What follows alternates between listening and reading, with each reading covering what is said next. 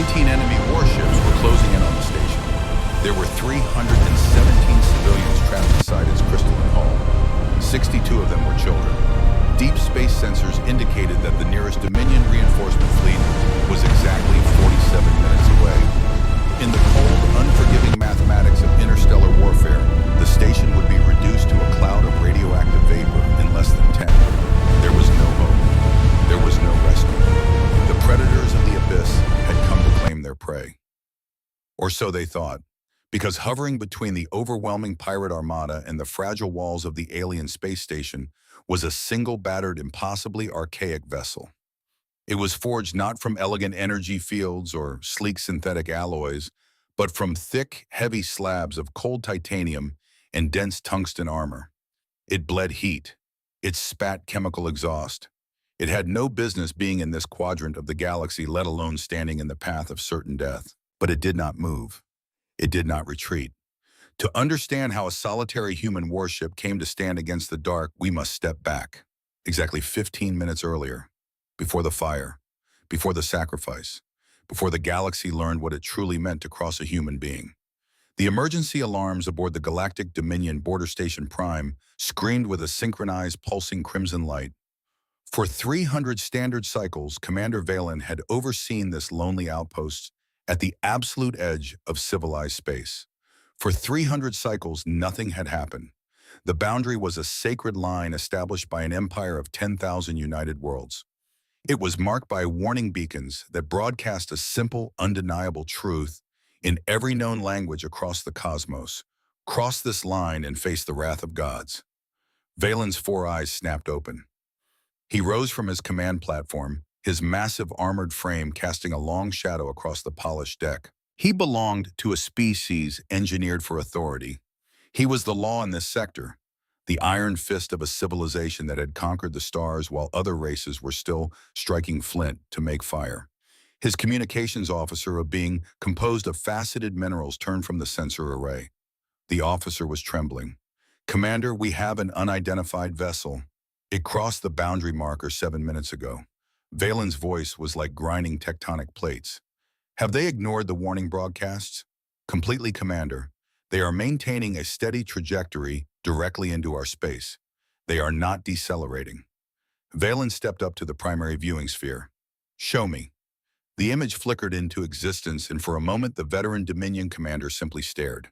It was a ship, but unlike anything he had ever seen. By Dominion standards, it was an atrocity of engineering. It lacked the seamless organic curves of advanced starcraft. It was blocky, utilitarian. An ugly brutalist wedge of welded plating propelled by the violent thrust of chemical rockets. It left a dirty trail of ionized particles in its wake. It was a machine built by a species that did not glide through the stars, but fought their way into them, clawing against gravity through sheer stubborn force. Analysis, Valen demanded. The station's artificial intelligence responded with a tone of mechanical disdain. Vessel classification unknown. Technology level primitive. Power signatures suggest nuclear fission. Weapons detected kinetic projectile systems. Threat level to Dominion forces, absolute zero. Valen felt a muscle in his jaw tighten. This was a fledgling race. A young, arrogant species that had just discovered the secrets of faster-than-light travel and immediately rushed out into the black, entirely ignorant of the apex predators that waited in the deep. "Open a channel," Valen ordered, drawing himself up to his full imposing height. "All frequencies. Let us educate these trespassers before they force me to turn them into dust." The transmission array locked onto the primitive vessel. Valen stared into the visual pickup, letting his natural intimidation fill the frame. "Unidentified vessel. This is Commander Valen of the Galactic Dominion. You have violated sacred territory. You are surrounded by weapons capable of stripping the atoms from your hull. You have exactly 30 seconds to reverse your course. Return to your system of origin. Never return. Failure to comply will result in your immediate and total destruction." The threat was absolute. It was backed by the weight of 10,000 worlds. Any sane creature would immediately cut their engines, beg for mercy, and flee. Valen watched the countdown timer on his console. 30 seconds, 20 seconds, 10 seconds. The alien ship did not slow down. It did not change course. It just kept coming. Valen narrowed his eyes. He prepared to order a warning shot across their bow. Then the comms panel chirped. The trespassers were answering.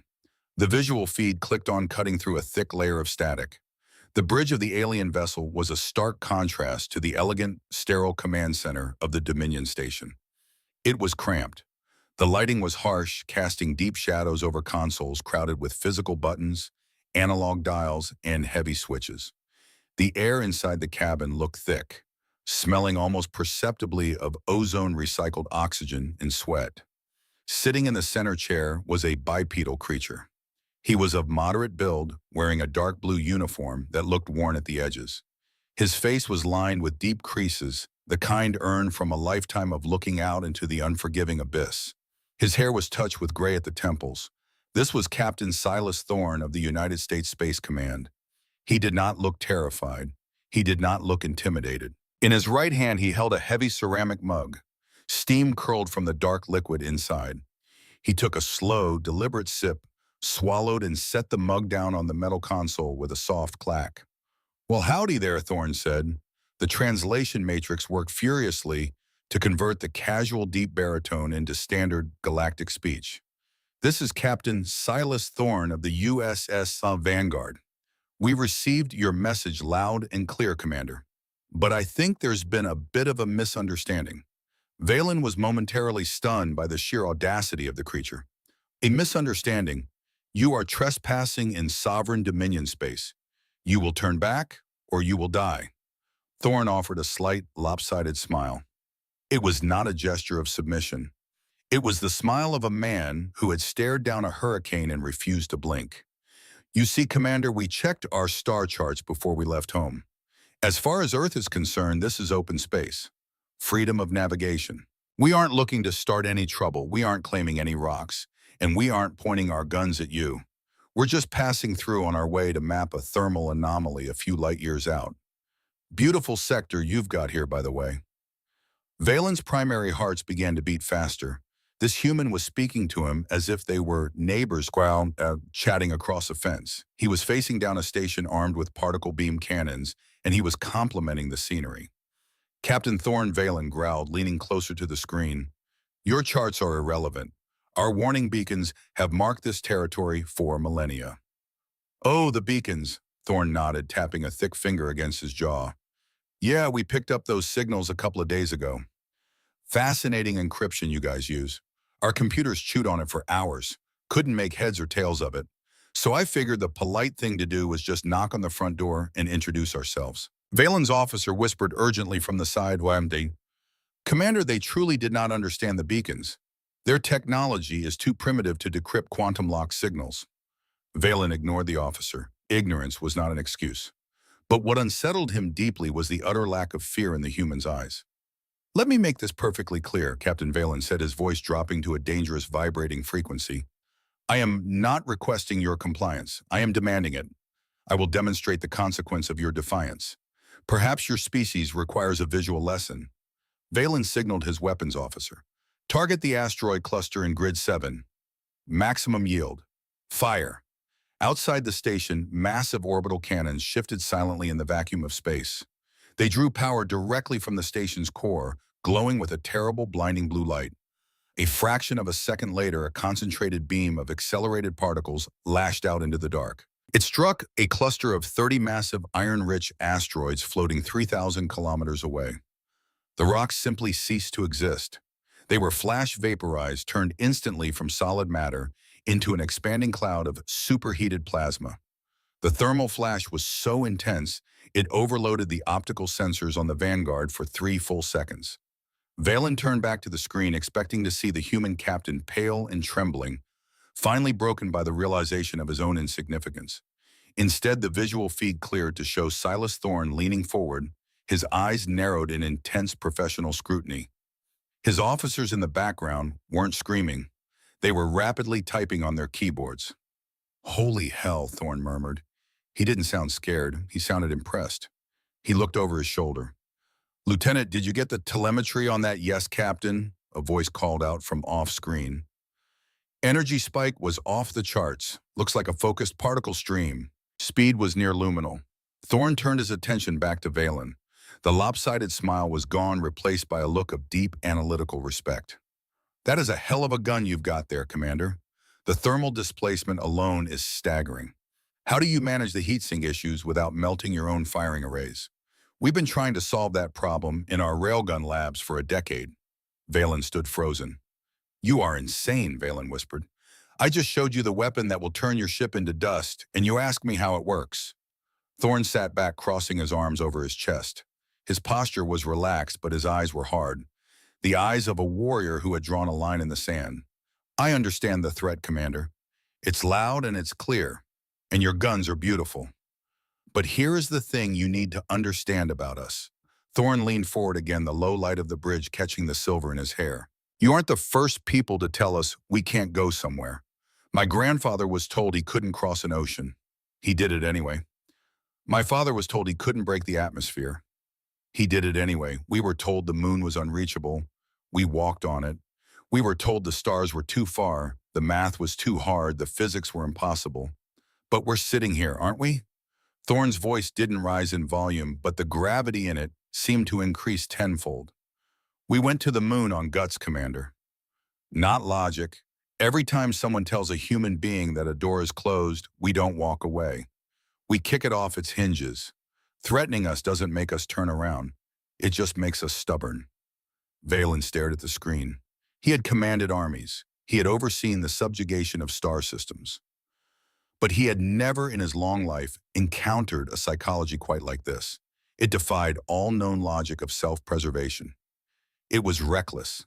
It was arrogant. It was dangerously magnificent. Your ship is a flying coffin, Captain Thorne Valen said quietly. You have a crew of perhaps 50. I have a garrison of 300. I can summon an armada that will blot out your sun. Do you truly comprehend the scale of the power you are defying? I do, Thorne replied, his voice equally quiet, completely devoid of bravado. And I respect it. But Earth is home to billions of people. We've survived world wars. We've survived famine. We've stared extinction in the face more times than I care to count. And we are still here. We aren't going to turn our tails and run just because the neighbor has a bigger stick. We are passing through. We will not fire first, but we will not turn back. A tense, heavy silence fell over the communication channel. Two commanders separated by millions of years of evolution, locked in a battle of wills. Before Valen could make a decision, the crystalline communications officer gasped a sound like shattering glass. Commander, multiple hyperspace ruptures detected Sector Grid 9. Valen tore his eyes from the human and looked at the tactical display. Space itself was tearing open. Red icons flooded the screen, spawning rapidly from the tears in reality. 7 heavy cruisers dropped into real space, their engines burning with a sickly corrupted green light. Their hulls were a jagged, asymmetrical mess of scavenged armor and stolen weaponry. They flew without formation, driven only by bloodlust and greed. The Vorath Valen breathed his blood, running cold. They were the plague of the Outer Rim. Pirates, scavengers, butchers. A species that the Dominion had hunted for centuries, but could never fully exterminate. They struck without warning, targeting isolated outposts, slaughtering the defenders, and taking everything of value. And they had caught Valen's station with its main defensive cannons cooling down from the asteroid demonstration. Battle stations, Valen roared. Divert all power to the primary shields. Warm up the secondary batteries. Send a distress signal to Fleet Command immediately. The station descended into chaos. The crimson lights flashed faster. The heavy blast doors slammed shut. Valen's crew, disciplined, but suddenly faced with a nightmare scenario, scrambled to their posts. On the visual feed, Silas Thorne was already barking orders to his own crew. The casual demeanor had evaporated instantly, replaced by the razor-sharp focus of a combat veteran. Valen activated the channel to the human ship. Captain Thorne, this is not your fight. The Vorath do not take prisoners. Your vessel is completely unequipped for this combat scenario. Turn your ship around and engage your primitive warp drive while you still can. Run! Thorne turned to look at the screen, the tactical display reflected in his eyes. Negative, Commander Thorne said, his voice clipped and hard.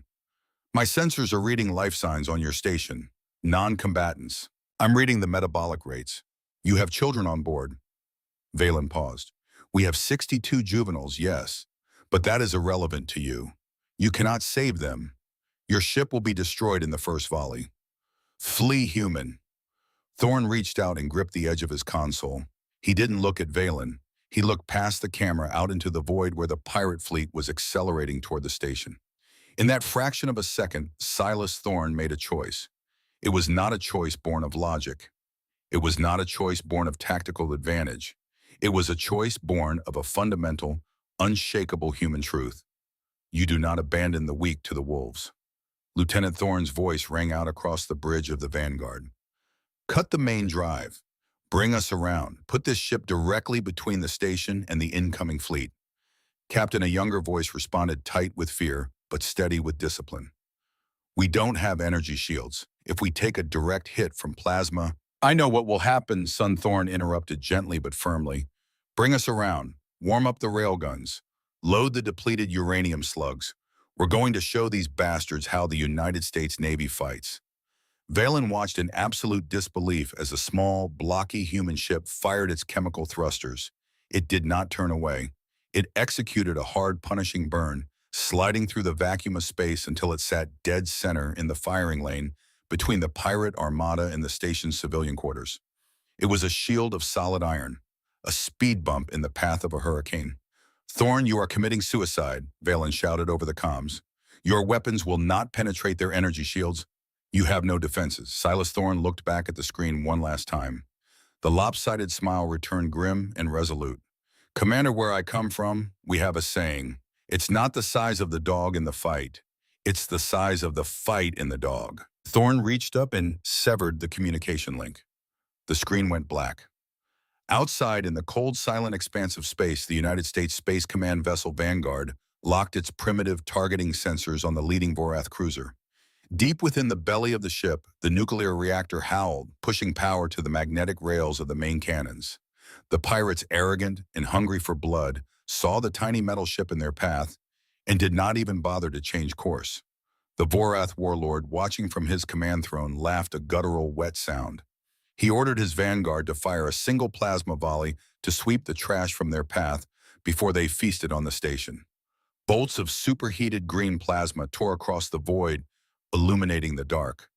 They struck the Vanguard. Valen braced himself, expecting the human ship to instantly vaporize. The plasma splashed against the Vanguard's hull. The thermal bloom was massive. But when the light faded, the ship was still there. The Vorath did not understand. Valen did not understand. They were accustomed to energy shields. They fired weapons designed to overload magnetic fields and short-circuit energy grids. But the Vanguard had no energy shields to overload. It possessed only cold, dense mass. 3 meters of interlocking titanium tungsten armor plate, designed to withstand the brutal friction of atmospheric re-entry and the microscopic debris of dead space. The plasma scorched the metal. It melted the outer layers, but it did not punch through. The Vanguard shuddered, but it held the line. Then the human ship fired back. There were no bright flashes of laser light. There were no glowing orbs of plasma. There was only the silent, violent recoil of physical mass being accelerated to a fraction of the speed of light by electromagnetic force. A slug of solid, depleted uranium weighing 200 pounds crossed the distance between the ships in the blink of an eye. Energy shields are designed to dissipate heat and deflect light. They are incredibly complex algorithms of force, but they are entirely unprepared for the dumb, brutal physics of a rock thrown really, really fast. The uranium slug struck the energy shield of the lead Vorath cruiser. The shield flashed white, trying to absorb the kinetic energy. It failed instantly. The shield shattered like glass. The slug tore through the pirate ship's hull from bow to stern, ripping through bulkheads, atmospheric containment, and finally the engine core. The Vorath cruiser detonated from the inside out, expanding into a silent, beautiful sphere of orange flame. Silence descended on the tactical channel. On the bridge of the Dominion station, Commander Valen stared at the expanding wreckage of a warship that had terrified his boarders for a decade, destroyed by a single shot from a ship that shouldn't have been able to dent its paint.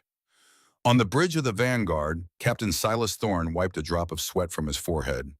He stared at the remaining 6 pirate ships, which were now scattering in sudden, panicked confusion. Target the next one, Thorne said quietly.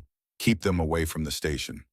The fight had begun, and the galaxy was about to learn that while humanity might carry primitive weapons, they possessed a will of absolute iron. Aboard the Vorath flagship, Warlord Kalok stared at the optical feed in stunned, absolute disbelief. Kalok was a creature bred in the dark fringes of the galaxy, a hulking mass of scarred muscle and predatory instincts. He had butchered Dominion outposts. He had glassed planetary colonies. He had never seen a vessel completely ignore a plasma strike only to punch a hole straight through a warship with a piece of flying rock. The arrogance in Kalok's dark eyes dissolved into the cold, calculating fury of a wounded predator. "Concentrate fire!" Kalok roared, his voice a guttural scrape of rage across his bridge. "Forget the station. Tear that primitive metal box to pieces. Burn them out." The 6 remaining Vorath cruisers broke their loose formation. They swarmed like angry hornets, surrounding the Vanguard in a chaotic three-dimensional sphere of attack. Aboard the Vanguard, the reality of the situation was written in the flashing red emergency lights and the frantic shouted reports of the bridge crew. "Incoming thermal spikes. Multiple vectors," the tactical officer yelled. His hands flew across the physical keyboards. "They're locking on." Captain Silas Thorne stood at the center of the bridge. He watched the tactical plot. The Vanguard was not an agile ship. It was built with the architectural philosophy of a submarine. It moved heavily, fighting the laws of physics with stubborn, brute force. "Evasive pattern Delta," Thorne commanded, his voice a steady rumble. "Keep our bow facing their heaviest concentration. Make them chew through the thickest part of the plate. Fire railguns 2 and 4 at will. Keep them guessing." The Vanguard lurched. The massive chemical thrusters fired in rapid succession, groaning against the ship's own immense mass. Green plasma bolts rained down upon them. They struck the armor with the force of localized suns. The sound inside the hull was terrifying, a continuous deafening roar of metal screaming under extreme thermal stress. The temperature on the bridge spiked 10 degrees in a matter of seconds. Paint blistered on the bulkheads. But the armor held. The Vanguard returned fire. 2 more solid uranium slugs lashed out into the dark. They missed their primary targets as the agile Vorath ships violently adjusted their vectors, but the sheer kinetic wake of the rounds passing close by was enough to spin one of the pirate cruisers out of control. Warlord Kalok watched the human ship weather the storm. His fury began to curdle into dread. This ship was absorbing punishment that would have melted a Dominion frigate. If he committed his remaining ships to a close-range brawl, he would lose them. The metal monster would break their teeth. Kalok slammed his heavy fist onto his command console. "Pull back to maximum range," he ordered his fleet. "Activate the deep space beacon. Call the Blood Fleet." His helmsman hesitated. "Warlord, the Blood Fleet is held in reserve. If we summon the dreadnoughts for a single outpost." "Call them," Kalok bellowed. "I want this metal ship ground into dust." A high-frequency subspace pulse shot out from the Vorath flagship, tearing through the fabric of real space. On the bridge of the Vanguard, the sensors immediately caught the anomaly. "Captain," the sensor operator's voice cracked. "I'm reading massive subspace ruptures. Deep space coordinates just outside the system edge. They aren't cruisers, sir. The mass signatures, they're capital ships. Dreadnoughts." Thorne stepped closer to the tactical display. "How many? 12. 12 capital ships. They'll be on top of us in exactly 10 minutes. The bridge went dead silent. The grinding of the engines, the wailing of the alarms, all of it seemed to fade into a hollow vacuum. Against 6 light cruisers, the Vanguard was a fortress. Against 12 capital ships armed with heavy planetary siege weapons, the Vanguard was a tin can. Thorne looked at the countdown timer on the main screen. 9:59, 9:58. Beside Thorne's command chair, the ceramic mug of black coffee rested on a metal lip. The Vanguard took another glancing hit of plasma. The deck plates vibrated with a deep structural groan. The ceramic mug edged forward. It tipped. It hit the grated metal floor and shattered into a dozen jagged pieces, the dark liquid pooling around Thorne's boots. It was a small thing, but in that moment it signaled the end of the illusion. The safety of the hull was a lie. They were going to die here light years from home in a patch of empty space that didn't even have a name. Thorne looked down at the shattered mug. He took a slow, deep breath, pulling the scent of ozone and burning wiring deep into his lungs. When he looked back up, his eyes were clear, cold, resolved. 10 minutes is a lifetime, Thorne said. The calmness in his voice anchored the terrified crew. Keep firing, we don't give them an inch. But Kalok had changed his tactics. The Vorath warlord realized that the human ship was focused on defending itself. But the human ship was not the objective. Target the Dominion station, Kalok ordered with a cruel smile. Target the lower habitat ring. Let's see what the metal men do when we aim at the weak. On the Vanguard sensors, the power spike on the Vorath flagship was unmistakable. Sir, the tactical officer shouted, the lead cruiser is ignoring us. They're locking their main battery onto the station. Grid Sector 4, Thorne's mind raced. Grid Sector 4, that's the civilian habitat, Thorne said. That's where the children are. They're firing a beam of concentrated superheated plasma twice the size of anything the Vorath had fired so far erupted from the pirate flagship. It bypassed the Vanguard arcing perfectly toward the fragile towers of the Dominion border station. That beam would slice through the habitat ring like a hot knife through wax. Thousands would die instantly. Thorne did not calculate the odds. He did not consult a tactical manual. He acted on the instinct that had defined the American military tradition since its inception. You protect the people behind you, no matter the cost. Hardport, Thorne roared. Emergency thrust. Put us in the beam, Captain. The armor is already compromised on that side. Do it! The Vanguard's massive thrusters screamed. The heavy ship threw itself sideways, a desperate lunge across the void. It slid into the path of the beam just a fraction of a second before it struck the station. The impact was catastrophic.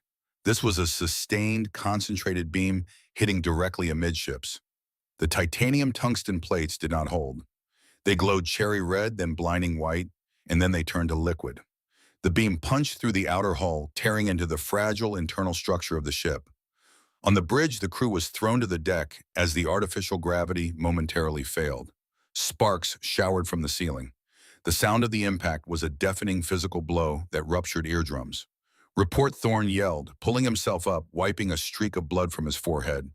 The damage control officer's voice was pure panic. Direct hit on decks 3 and 4 hull breach. We have a massive hull breach. Vacuum exposure in sections C through F seal, the bulkheads. They're buckled, sir. The automated doors are jammed. Thorne's heart slammed against his ribs. Decks 3 and 4. That was engineering support. The crew mess, override manually. Get those people out of there. I'm trying. I'm losing telemetry. The officer looked up, tears cutting tracks through the soot on his face. Captain, we lost them. Decks 3 and 4 are gone. Atmosphere is vented to space. Thorne closed his eyes for exactly 1 second. 24 American sailors, gone in the blink of an eye, turned to ice in memory in the cold dark. But Thorne could not mourn them. Not yet. The clock was still ticking. 7:14. Main drive is offline, the helmsman reported, his voice shaking. Reactor is unstable. Core temperature is rising. We are dead in the water, Captain. The Vanguard drifted, a wounded, bleeding beast, smoking and venting gas into the void. It had taken the hit. It had saved the station. But its back was broken. On the Dominion station, Commander Valen watched the optical feed in stunned silence. He watched the debris from the human ship float outward. He activated the secure channel. Captain Thorne, Valen said. His voice was no longer a command.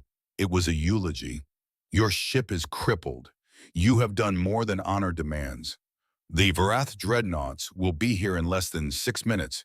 You must launch your escape pods. Save yourselves. Thorne's voice came back through the static.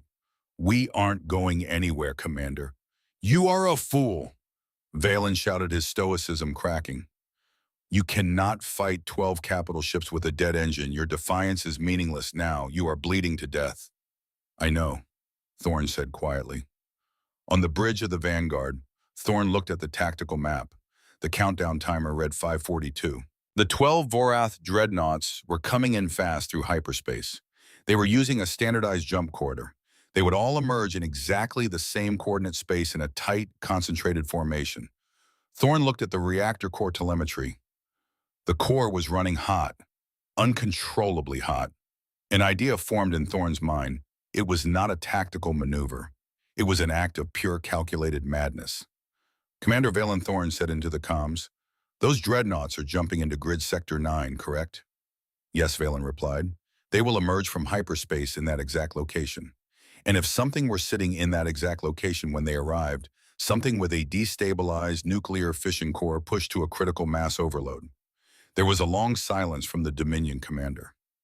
A nuclear explosion in the vacuum of space has limited kinetic range, Valen finally said. But if it occurred precisely at the moment of their translation from hyperspace to real space, the thermal shockwave would catch their shields while they are down. It would cause a catastrophic chain reaction in their own hyperdrives. It would tear their fleet to atoms. But your ship has no engines. You cannot maneuver to the jump point. We don't have main thrust, Thorne said, looking at his helmsman. What about the maneuvering thrusters? They're intact, sir, the helmsman said, but they barely have enough delta to move our mass. It would take every drop of fuel we have left to push us to that grid sector. How long to get us there? 4 minutes. Thorne looked at the main countdown timer. 4:50. It was enough. Do it, Thorne said. Push this heavy bitch to grid sector 9. Captain Valen's voice crackled. If you overload your reactor, you will have no power for your escape pods. They require the ship's internal catapult system to launch clear of the blast radius. You cannot do both, Thorne knew. Once the reactor sequence started, the Vanguard would lose all internal power. If the main pods weren't fired out of the catapult tubes before the power died, the crew would be trapped inside the hull when the reactor went critical.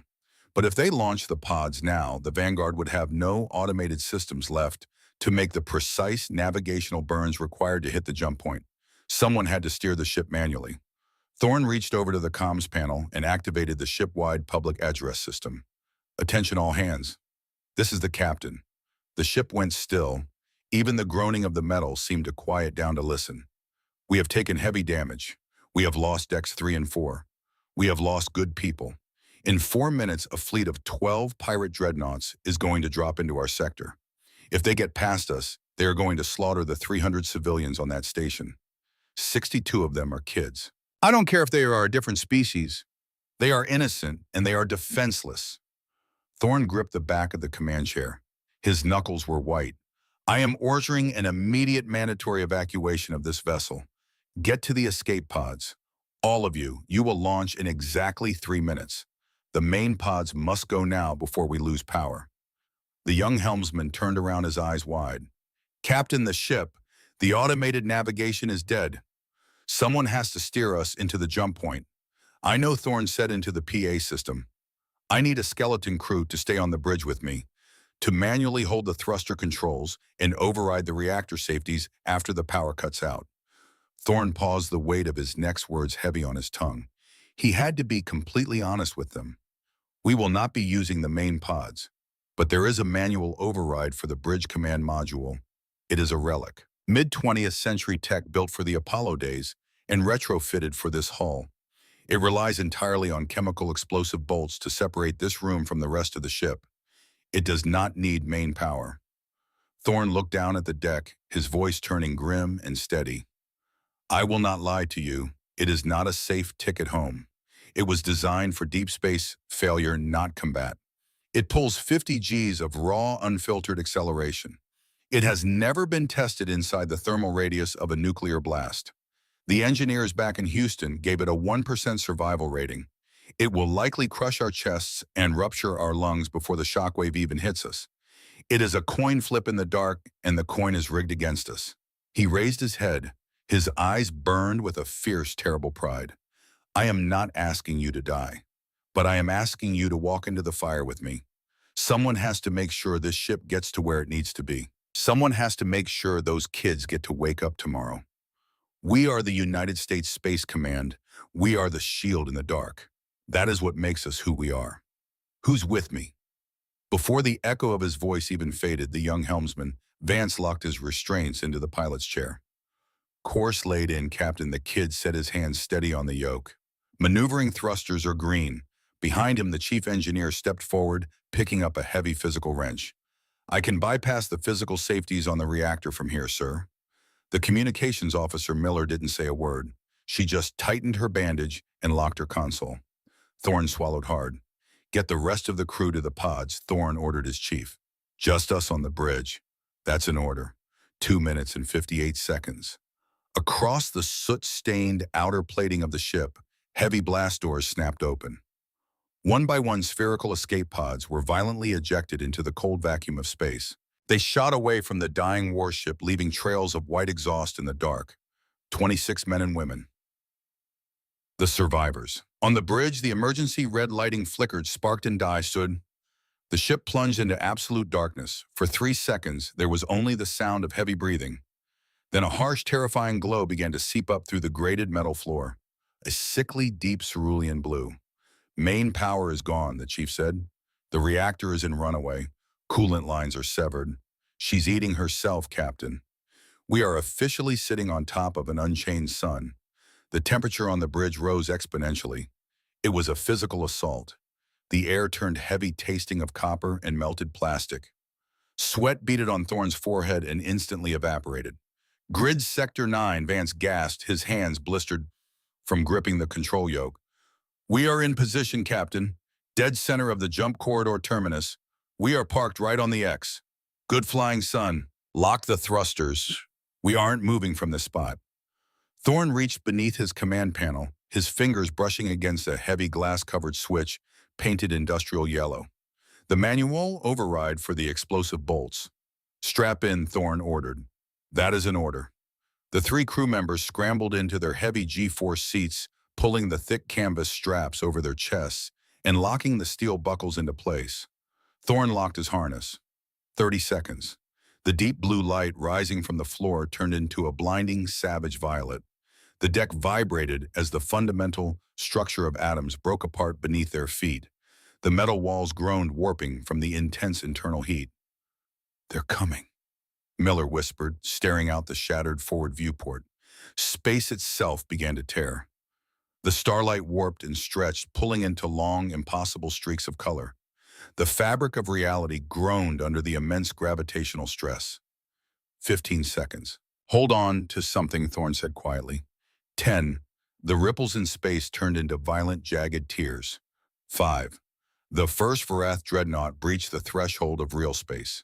It was a leviathan, a nightmare of jagged steel bristling with heavy planetary bombardment cannons. It emerged from the slipstream with the arrogance of an apex predator.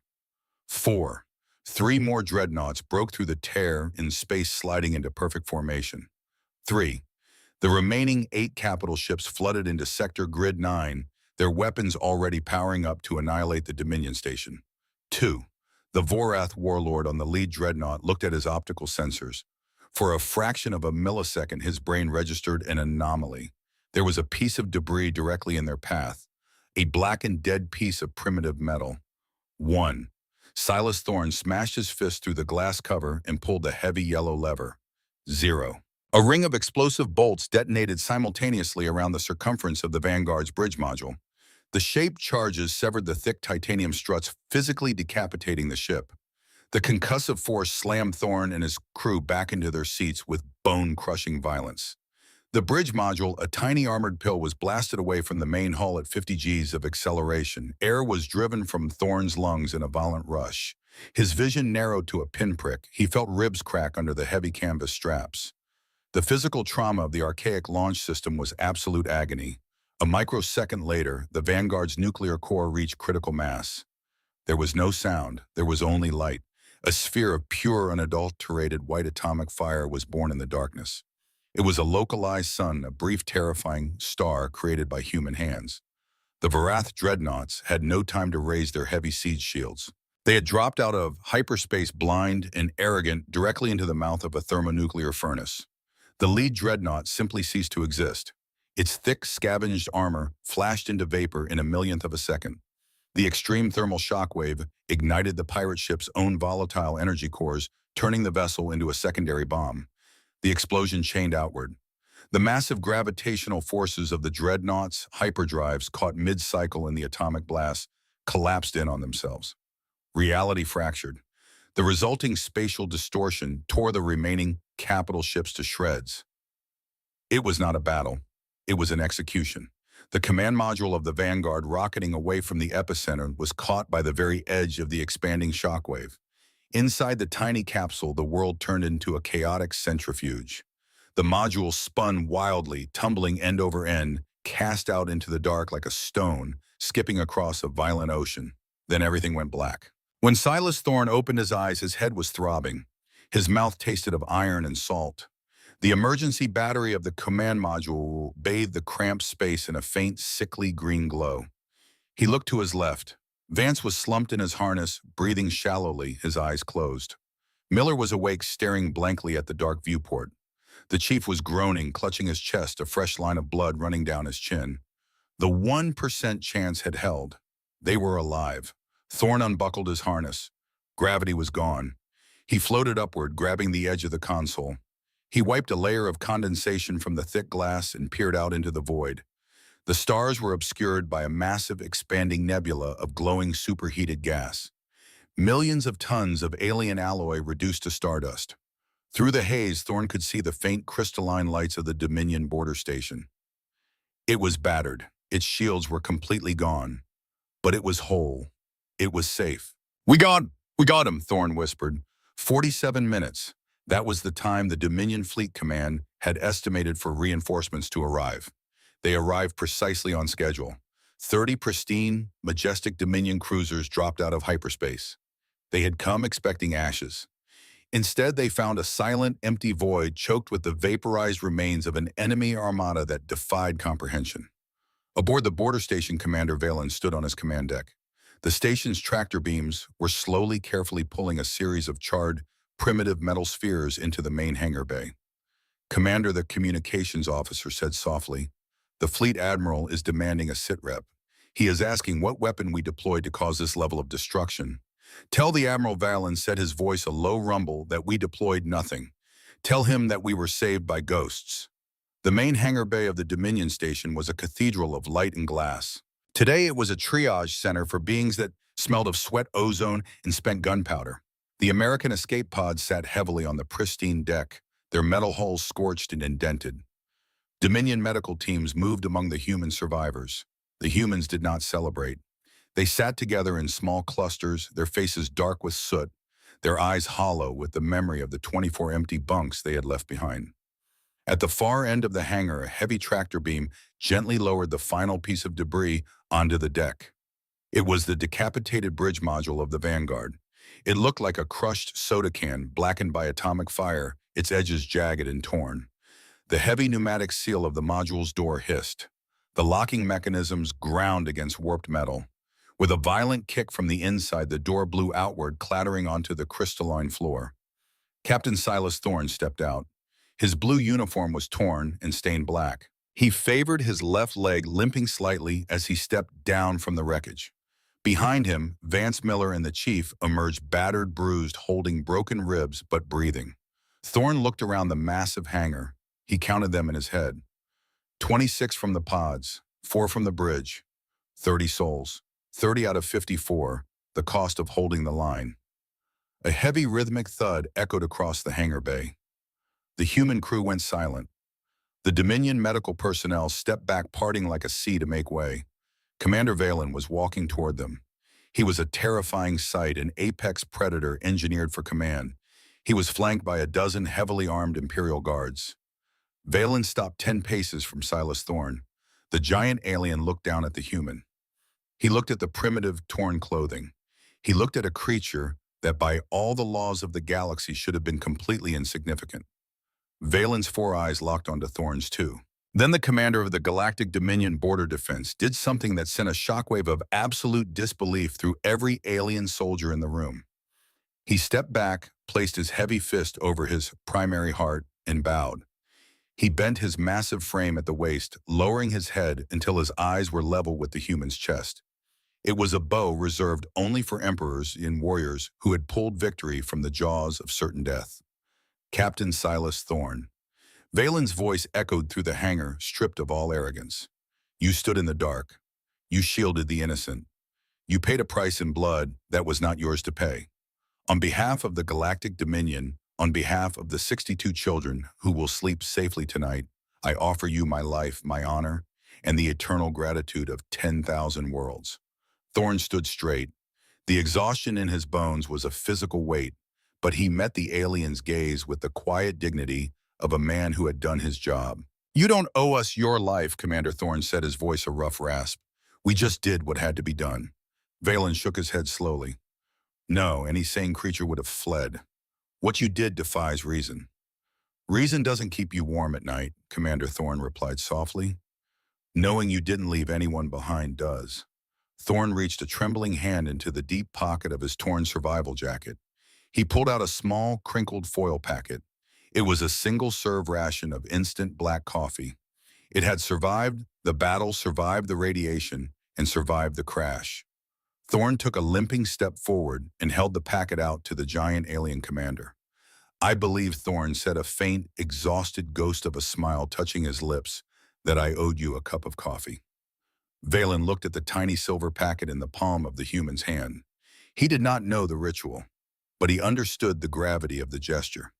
He reached out with a massive armored three-fingered hand. With exquisite gentleness, he took the small packet from Thorne.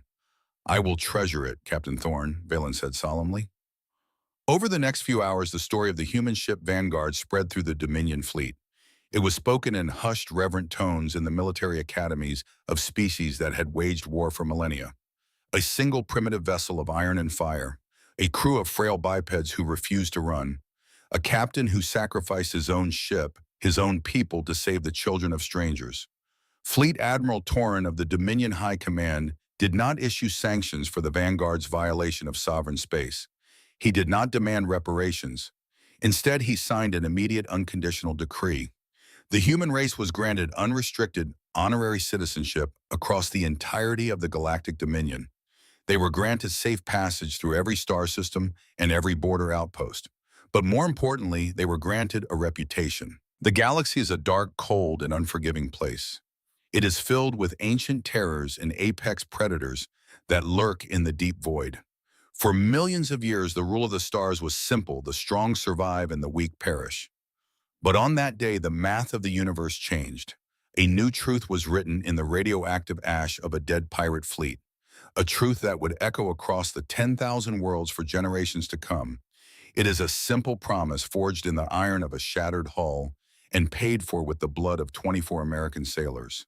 If you are weak, if you are cornered, if the dark is closing in and you have nowhere left to run, call out. Call out into the void and hold the line. Because out there in the deep black, the humans are listening. They might be flying ships made of primitive metal. They might be armed with weapons of brute force. They might be stubborn, arrogant, and entirely too fond of caffeine. But when you call for help in the dark, humans will come. Always.